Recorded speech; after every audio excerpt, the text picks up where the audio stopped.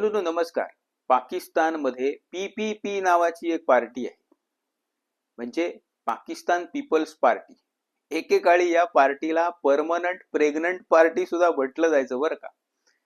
या पार्टीची एक खासदार आहे, पलवशा जई खान असं काहीतरी तिचं नाव आहे. तिने पाकिस्तानच्या संसदेमध्ये एक बोंब मारली की अयोध्येमध्ये जी बाबरी मशीद होणार आहे त्याची पहिली वीट पाकिस्तानी आर्मीचा जवान लावेल आणि तिथे पहिली अजान त्यांचा कोण तो भुरटा आहे आसिम मुनीर का काय म्हणे तो तिथे बांग दिला. कुठली नशा करतात काय माहिती.